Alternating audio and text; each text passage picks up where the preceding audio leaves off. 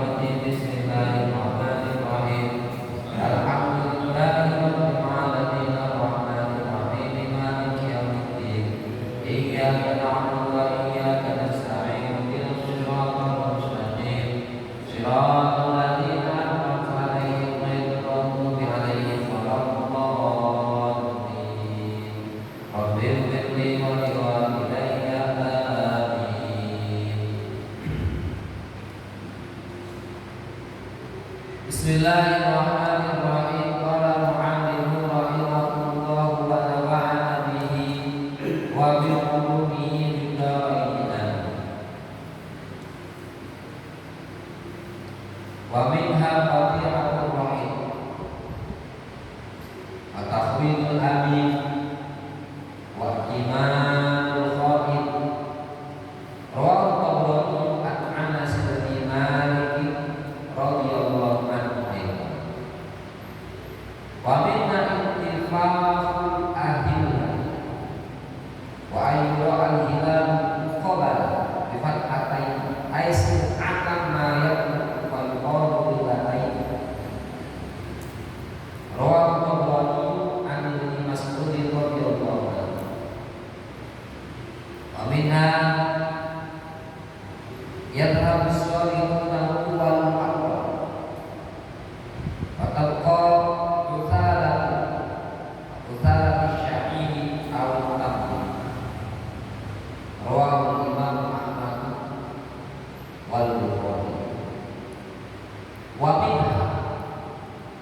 di antaranya lagi, yakni di antara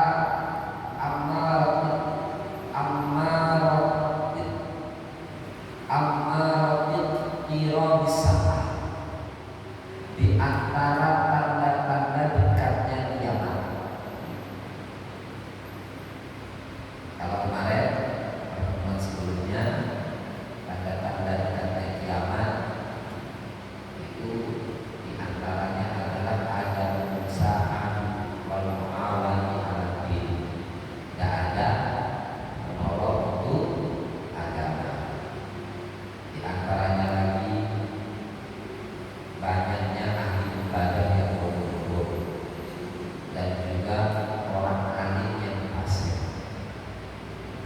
Banyak lagi di antaranya tanda-tanda kiamat disebutkan oleh Abu Syekh Hasan Asy'ari mengutip daripada hadis Imam Ahmad dalam musnadnya bahwasanya kata usaha hatta yatabayyana bil masajid. Kiamat tidak akan terjadi kecuali nanti setelah manusia itu berlomba-lomba bermegah-megahan dengan masjidnya. Masjidnya megah tapi jamaahnya banyak. Lalu dilanjutkan, wa minha di antaranya lagi qati'atur rahim, memutus silaturahim. Tanda-tandanya kiamat itu banyaknya orang yang kemudian mudah dalam memutus hubungan silaturahim, hubungan kekeluargaan, hubungan famili,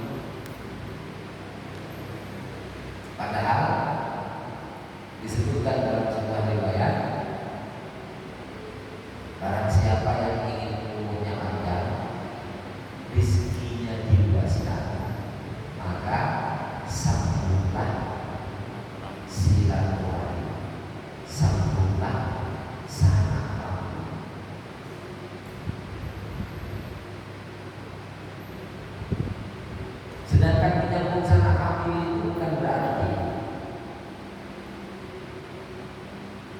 kita hanya datang kepada orang-orang yang satu circle dengan kita dari saudara-saudara kita lalu bersalam-salaman. Itu bukan nyambung itu namanya. Nyambung itu kalau sudah ada putus. Makanya dalam hadis disebutkan laisal wasil bil mukafi.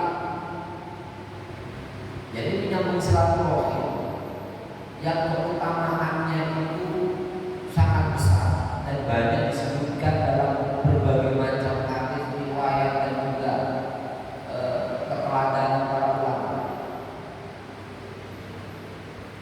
Namun bulan ketiga sekali lagi datang yang namanya nyambung silaturahim itu bukan dengan yang satu circle, akan tetapi merajut kembali hubungan dengan orang yang dulu pernah baik dengan kita lalu terjadi problem yang kemudian menjadikan hubungan tersebut.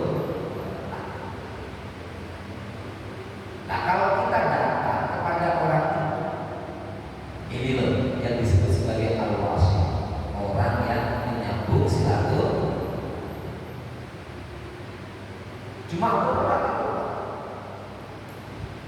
contoh kita punya kerabat atau famili kemarin dukung Pak Prabowo, yang ini dukung Pak Anies, satunya lagi dukung Ganjar. Pak Ganjar. Ini sangat famili karena beda pilihan calon tadi itu dan terbawa media yang saling caci maki antar satu sama yang lain. Akhirnya ini hubungannya retak. Yang ini tidak maunya apa, yang ini tidak maunya apa, yang ini tidak maunya.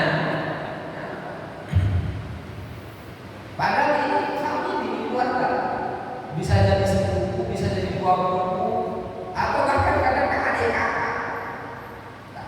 Setelah kemudian usai pesta demokrasi tadi, maka siapa yang datang terlebih dahulu, baik itu menang ataupun kalah, untuk kembali merajut hubungan yang retak disebabkan pesta demokrasi tadi, maka ini yang disebut sebagai menyambung tali silaturahim.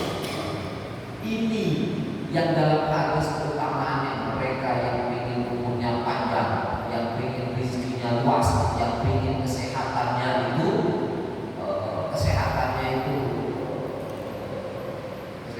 terus, maka sambunglah hubungan sana kami.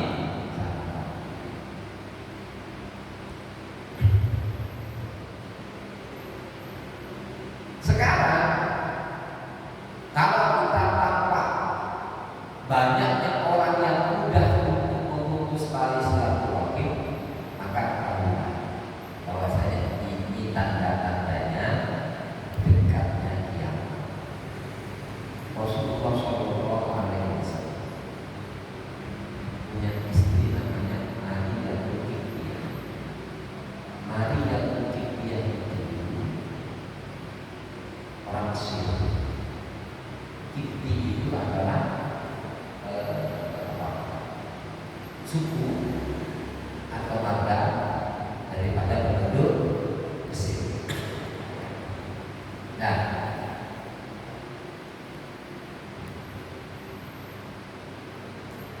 dan penduduk Mesir itu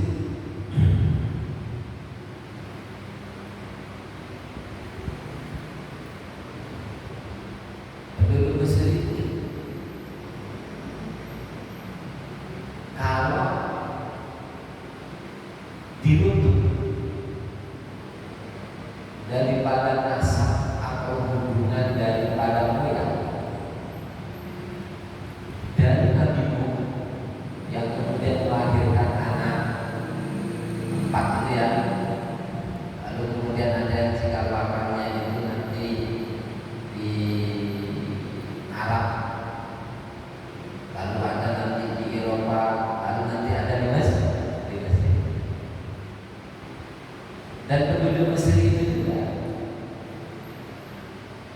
masih banyak keturunan daripada Nabi Yakub bin Ishak bin Ibrahim, di mana dulu pada masanya Nabi Yusuf mereka yang ada di Palestina eksodus ke Mesir, hijrah ke Mesir, lalu kemudian sebagian besar eksodus ke Palestina lagi ketika masanya Nabi Yusuf.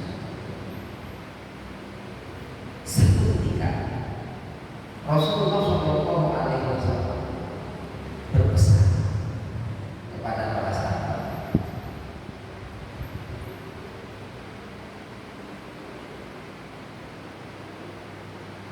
kalian ini kelak akan menaklukkan Mesir, akan membebaskan Mesir. Saya berwasiat untuk kasih sayang kepada mereka. Kenapa? Fa'inna lahu rahim wal musafah. Sebagian mereka itu masih ada famili dan juga mereka itu masih ada hubungan musyawarah bisa, masih ada hubungan bisa. Maksudnya bisa bagaimana? Maksudnya bisa Rasulullah itu menikahi Maria. Maria itu kalau bahasa sekarang itu sukunya Kipti. Karena Maria itu suku Kipti, Rasulullah tidak cuma menghormati Maria dan ibunya, sukunya itu dihormati. Tidak hanya itu saja, beliau mengatakan antara Arab dengan Mesir itu masih rohim. Rohimnya itu bukan dilihat dari sepupu dua pemuda, dari moyangnya dulu, dari moyangnya. Jadi baginda Nabi itu berusaha sedapat mungkin ketika ada peluang di situ, ada peluang untuk mempererat hubungan kemanusiaan melalui ikatan musyawarah atau silaturahmi dan lain sebagainya, maka dilakukan. Bisa menikah dengan orang Sunda, yang ini suku Madura, maka semua suku Sunda itu dihormati oleh dia, dianggap sebagai misal. Kalau kita kan kadang-kadang jangankan sak suku, bapak emaknya yang sebagai mertua itu tidak dihormati. Kenapa? Saya kawin sama anaknya, bukan kawin sama bapak emaknya.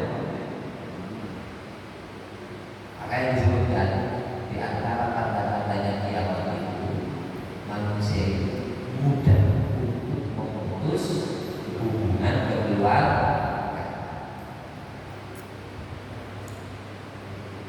Di antaranya lagi watahwilul amin,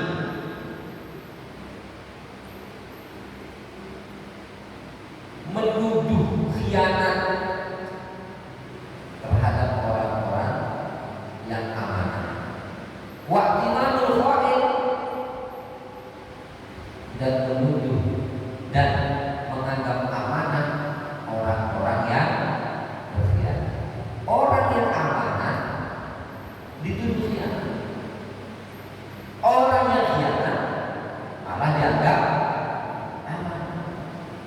Orang suka bohong dianggap jujur. Yang jujur ini dianggap sebagai pembohong. Kok bisa itu terjadi? Kan begitu kan kadang-kadang, kok bisa itu terjadi? Orang jujur dianggap bohong, orang bohong dianggap, orang amanah dianggap khianat, orang khianat justru dianggap sebagai orang yang amanah. Kok bisa itu terjadi? Bisa. Di era sekarang bisa.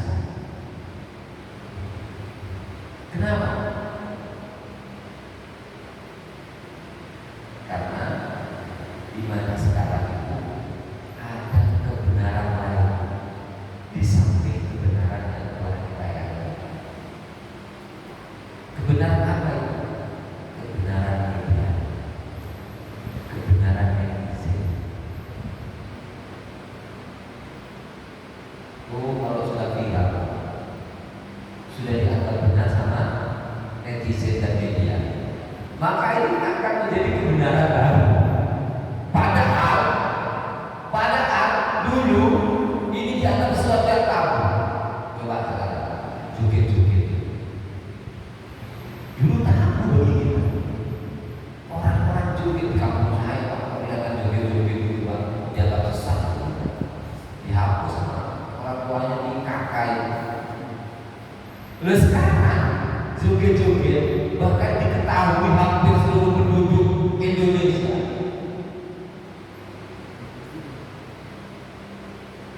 Justru kalau kita mengkritik atau kita memberikan penilaian pada jogetan tersebut, kita yang dianggap salah.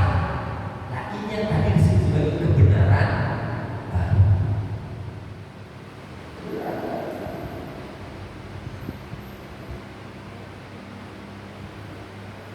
Fenomena seperti ini bisa menciptakan tanda-tanda kiamat yang akan disebutkan. Apa? Yang dipercaya dianggap khianat, yang khianat dianggap percaya.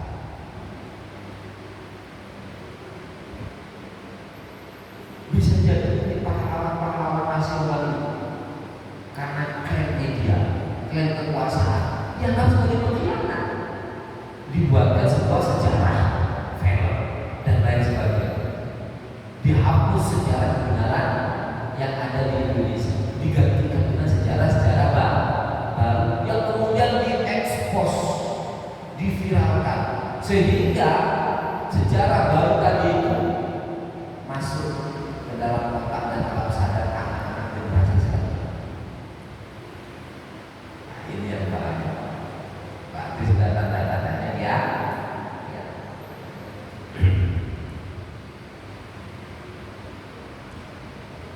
Makanya sering saya sampaikan, jangan bosan-bosannya melaksanakan maulid Nabi, jangan bosan-bosannya ikut tahlilan, ikut haul, jangan bosan-bosannya ikut tradisi-tradisi keagamaan di Nusantara yang telah kemudian ya kita lakukan selama bertahun-tahun.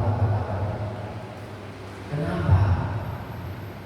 Ini tradisi-tradisi tadi itu lebih kayak kebenaran. Coba kalau seperti Isra Mi'raj, tidak sering kita berikan. Lalu kemudian diceritakan kepada anak-anak modern yang taunya, yang ngertinya hanya tentang sains dan teknologi. Mereka akan percaya. Dianggap perjalanan dari bumi menuju langit tingkat 7 sampai menembus batas semesta itu dianggap sebagai bumi. Karena anak-anak kita itu sudah terdidik sejak dini adalah saya sedang teknologi, bukan karena tidak. Ketika diceritakan kepada mereka tentang hal tersebut dan masuk, akhirnya dianggap sebagai dunia.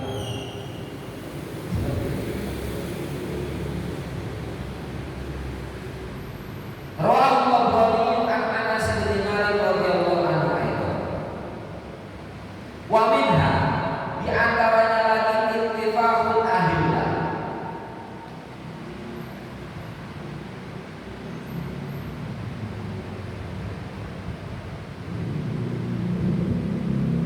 Naik-naiknya tanggalan. Wa ayyul hilal qabala bi fathatain aisin atat ma yaqulu ma yuqra'u fa yuqalu lailatain, sehingga dilihat hilal itu seperti muncul 2 kali dan dianggap 2 malam. Ini kalau dalam bahasa istilah sekarang, perubahan cuaca yang disebabkan oleh peredaran rembulan, atau kalau bahasa yang lebih keren ya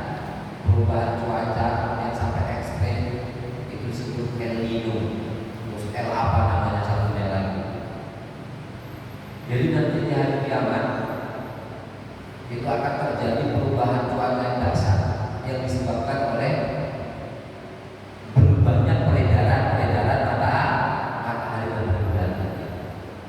Nah, kita sudah mulai merasakan belum musimnya hujan, sudah hujan sampai petani bingung. Waktunya kemarau musim hujan, waktunya musim hujan malah kepanasan. Perubahan cuaca itu.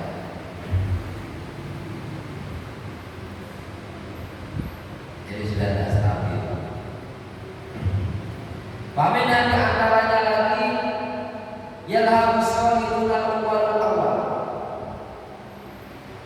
Perginya atau meninggalnya orang-orang soleh terdahulu atau yang telah mendahului kita.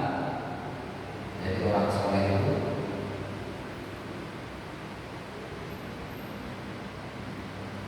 banyak pergi. Watabtu salatun, lalu tersisalah ampas kausalati sa'ir awil tamar, seperti ampasnya gandum atau ampasnya gula. Artinya apa? Yang soleh-soleh, yang baik-baik itu meninggal dahulu. Yang tersisa, kadang orang kayak awal-awal ini pakai kita itu. Jadi kalau banyak orang soleh kok meninggal muda, yang belangsak-belangsak itu kok umurnya panjang gitu. Nah ini tanda-tanda dekatnya ya. Bukan berarti nanti yang soleh itu kemudian kalau begitu saya mau hilang atau belangsak gini kenapa? Takut mati duluan nanti. Kalau bisa tanda-tandanya kiamat katanya yang soleh-soleh yang baik-baik itu mati duluan. Yang belangsak-belangsak itu banyak maksiat itu malah umurnya panjang. Ya jangan. Karena kata baginda Nabi, khairukum man tala umruhu wa hasuna amaluhu. Sebaik-baiknya kalian adalah yang umurnya panjang dan amalnya soleh. Yang paling baik umurnya panjang, amalnya soleh. Makanya olahraga di antaranya olahraga. Kenapa olahraga? Karena olahraga itu akan detox tubuh kita dari berbagai macam makanan yang menyebabkan asam urat, ya kan ya, menyebabkan apa namanya gula darah dan lain sebagainya. Terus sudah mulai makannya macam-macam ya, dan pinggirnya macam-macam cuma terbatas, maka kata sedikit asam urat, kepala hati mana berani.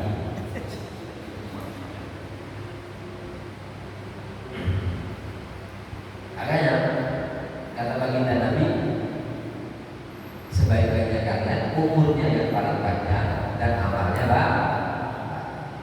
Jadi tak apa-apa ingin umur panjang dengan cara berobat, dengan cara sehat dan lain sebagainya.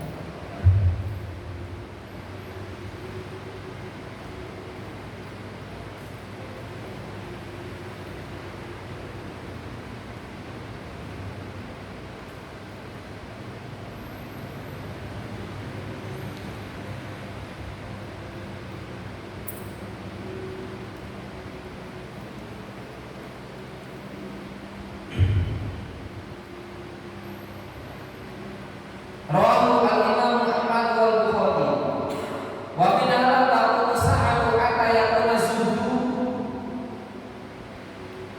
Riwayat wal waqtu hatta yakuna zuhdu riwayatan wal waqtu tasawwuran. Rawahu Abu Nu'aim. Di antaranya lagi tidak bakal terjadi itu kiamat hingga orang-orang zuhud itu jadi rawi hadis, sedangkan orang-orang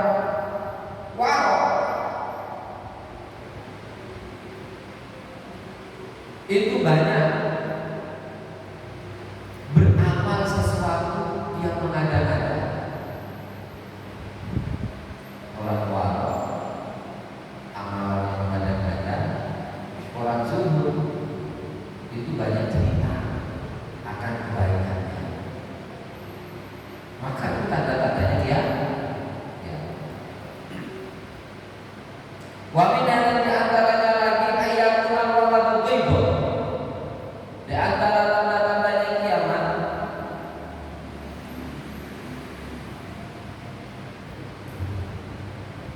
adalah keberadaan anak itu menyebabkan orang tuanya sering kurang murid. Kurang murid, cepat marah, cepat emosi.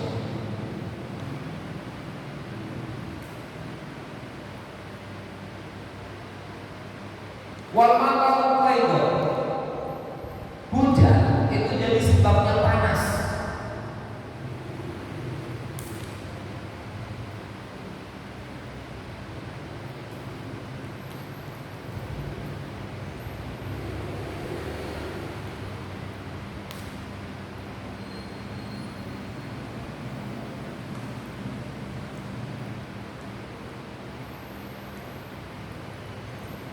Wa tafidul lisan wa tafidul li'am faidun. Dan banyaknya orang yang caci maki.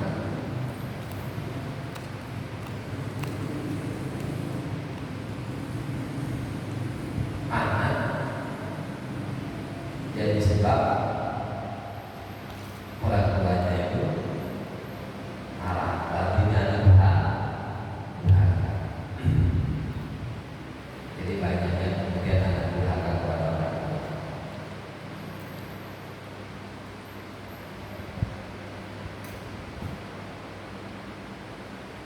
Ada hujan, kok malah panas.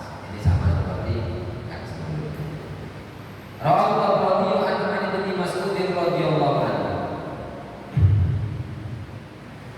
Wa minha, dan di antaranya lagi, la taqum sa'atu hatta yasuddu kullu qabilatin munafiquha.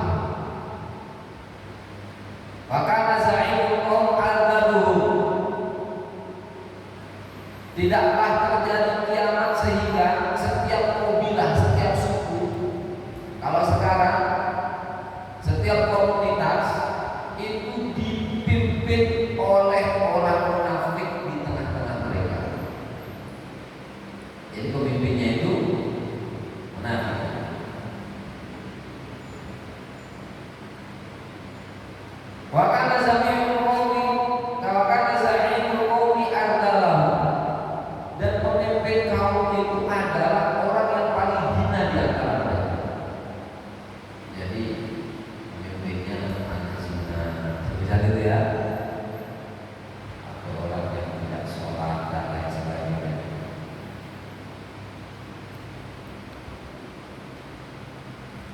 Wasada al-qabilata fasiquhu.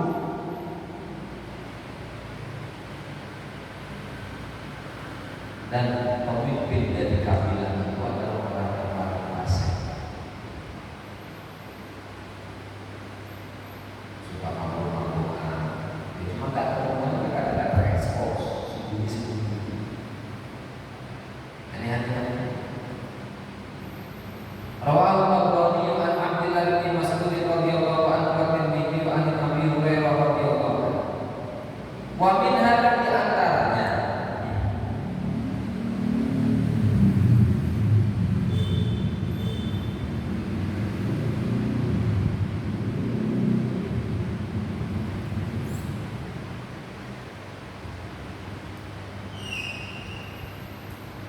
an-tuzakhrafu al-mahal wa tuqawwul qulub. Rawahu Tabrani an Ibnu Mas'ud radhiyallahu anhu. Mihrab itu diperindah, tapi hatinya mati. Jadi mihrab kelihatan bagus, kelihatan masing-masing kota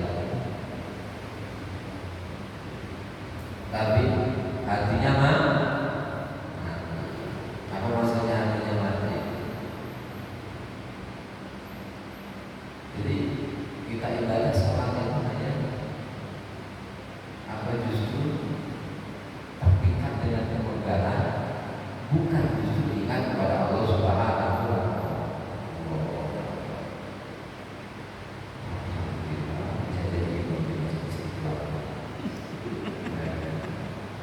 Tidak ada menjadi imam kan begitu kan?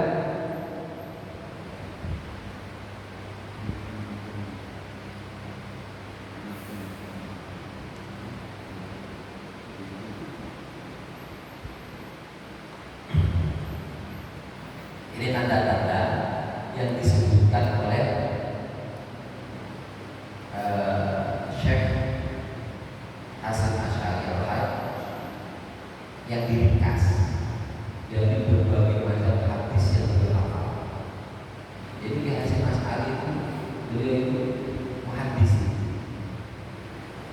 ilmunya yang paling dekat dengan kepakarannya adalah tentang hadis.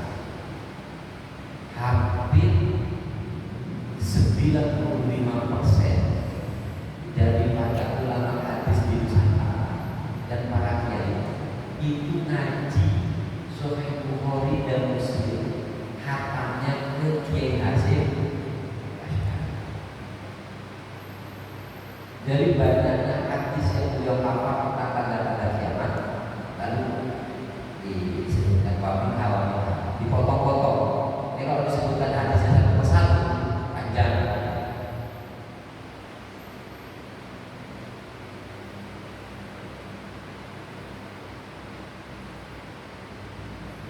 Wamin hawa di antaranya fusuku tijal,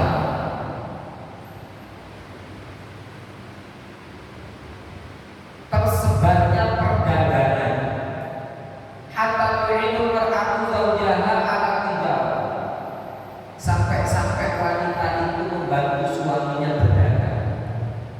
Waqatul arham, dan memutus tali silaturahim, tadi sudah disebutkan. Wafash mulkolam, dan tersebarnya ilmu tulis. Wabuhu syahadat bizur, dan banyaknya persaksian bohong. Rawahu Imam Ahmad wa Bukhari an Ibnu Mas'ud radhiyallahu anhu. Wa usul qalam, tersebarnya ilmu tulis itu maksudnya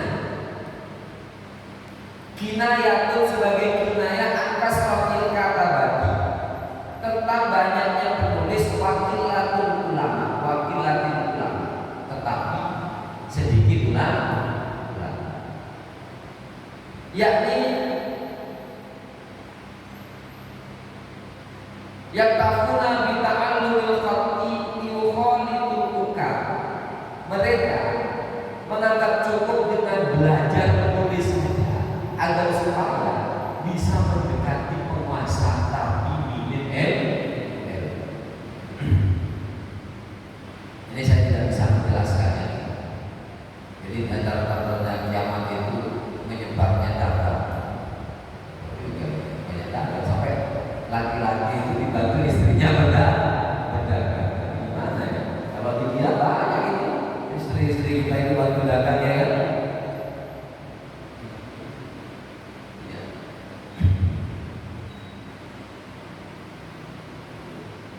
Memutus silaturahim sebagaimana disebutkan. Lain di antaranya lagi banyaknya orang bisa menulis, membuat tulisan, buat artikel tapi minim ilmunya. Kalau sekarang ini disebut banyaknya wartawan yang menyampaikan berita dengan tulisan. Kalau sekarang tidak dengan tulisan, kalau sekarang dengan media tapi tulisan itu banyak.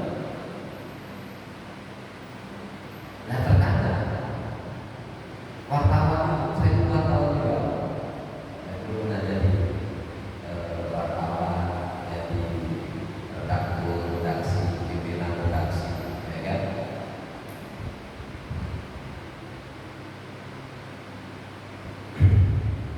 Yang menulis berbagai macam tulisan dengan aliran-aliran sesat.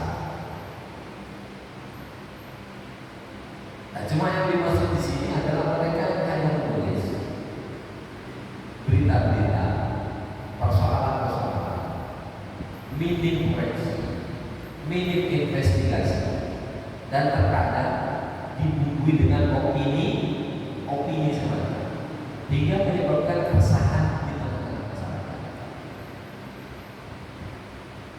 Nah, ini tanda-tandanya ya.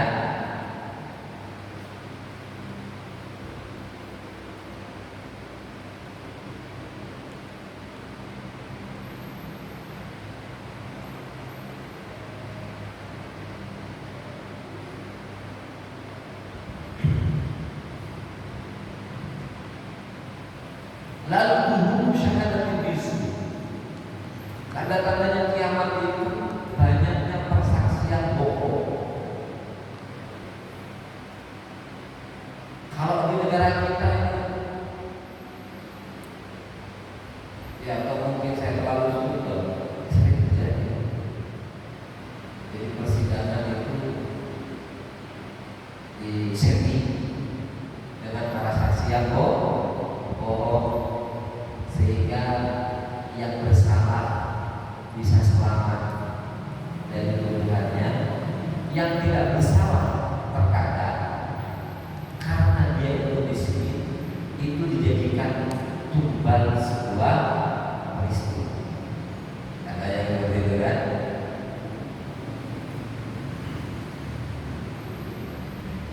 Karena pembunuhnya ini gak ketemu-ketemu, atau pembunuh yang sebenarnya dilindungi oleh aparat, akhirnya dijadikan tumbal sebagai korban, yang kemudian difahami bahwasanya sosok ini yang membunuh, padahal pembunuh sebenarnya itu dilindungi oleh aparat karena banyak duit atau pangkatnya.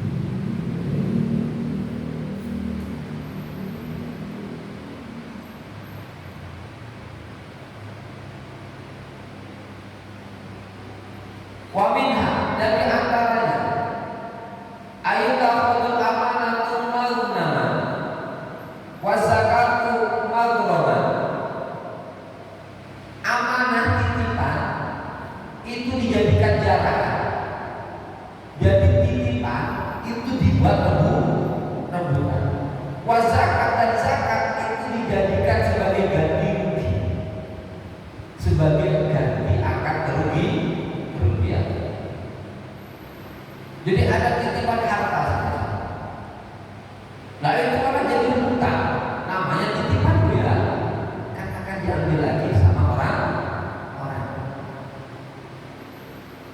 Dan ketika seorang pengusaha atau orang yang lagi jual bangkrut kalah, misal salah dalam investasi, lalu kemudian yang didatangi ke lembaga zakat, dijadikan zakatnya sebagai ganti rugi.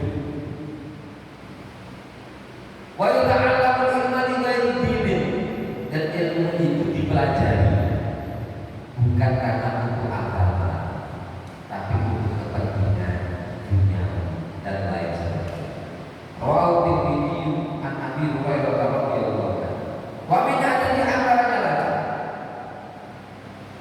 ila aku ar-rajulu imra'atahu wa aqa ummahu. Ini bahaya. Tanda-tandanya kiamat itu ketika seorang laki-laki taat kepada istrinya, dia durhaka kepada dia. Taat sama istri, takut sama istrinya, durhaka sama ibunya. Ini tanda-tanda kiamat. Banyak sekarang Pak, banyak. Lebih takut sama istri daripada sama emaknya yang melahirkan dia. Padahal perempuan ini orang baru, ibunya itu juga perawat yang usia yang ngasih makan, keuangannya diatur sama istrinya. Ibunya butuh nafkah, harus ngemis minta sama istrinya. Zalim, durhaka. Tanda-tandanya dia sampai dari ada.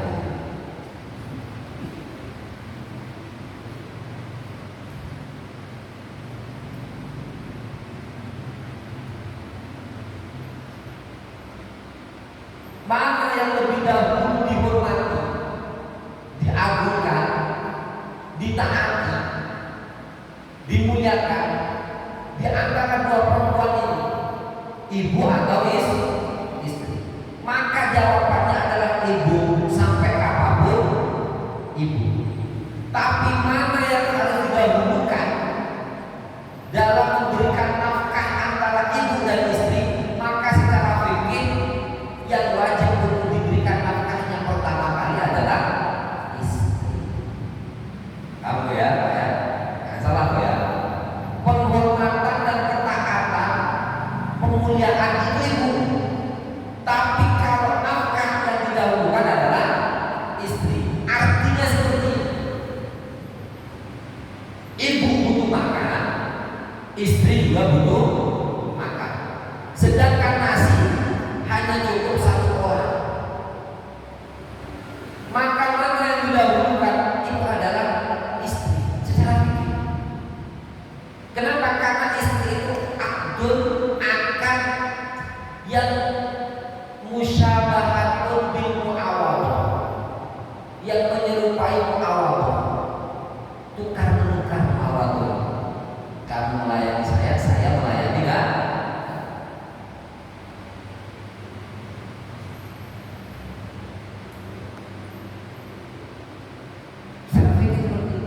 Dalam masalah apa? Tapi penghormatan, kemuliaan, ketaatan itu adalah ibu. Kalau sudah istrinya lebih, nafkahnya sudah berikan kepada ibu. Ini fikih Pak. Tapi kalau tasawuf tidak ada. Yang didahulukan adalah ibu. Kacamata sampai ulama tasawuf mengutip sebuah hadis yang ada di Riyadhus Shalihin.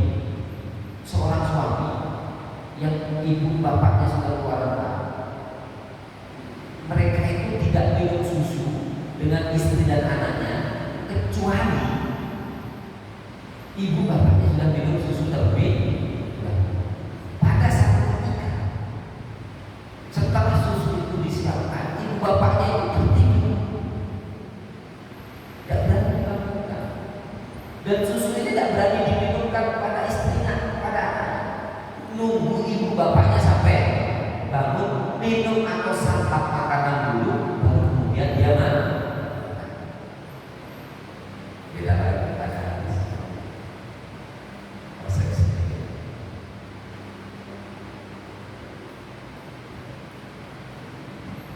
Itu dalam kondisi yang betul-betul sangat darurat. Nah, ada orang Indonesia kayak gitu doang.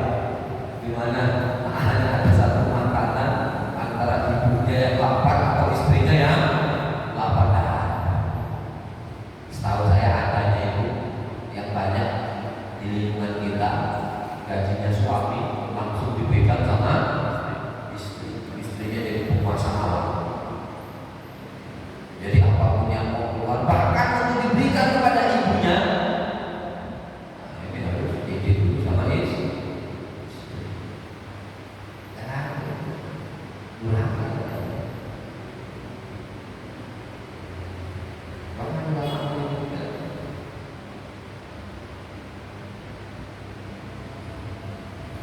kalau ingin rezekinya berkah,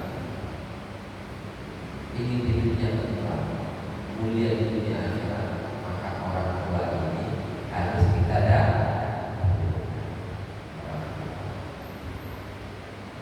Nah ini maka jadi tanda-tandanya kiamat. Suami-suami dan istri, suami yang bertakwa, tanda-tandanya kiamat, suami bertakwa. Takut istri sampai durhaka kepada. Baik masyarakat muslimin yang dirahmati Allah Subhanahu wa taala. Demikian tadi kita pada malam ini. Semoga kita mendapatkan ilmu yang bermanfaat di dunia. Jadi malam ini mengajar perbuatan di dunia. Karena saya ada dua mengaji kepada kiai saya. Jadi itu perbuatan di dunia. Kita baca di dunia. Al-Fatihah.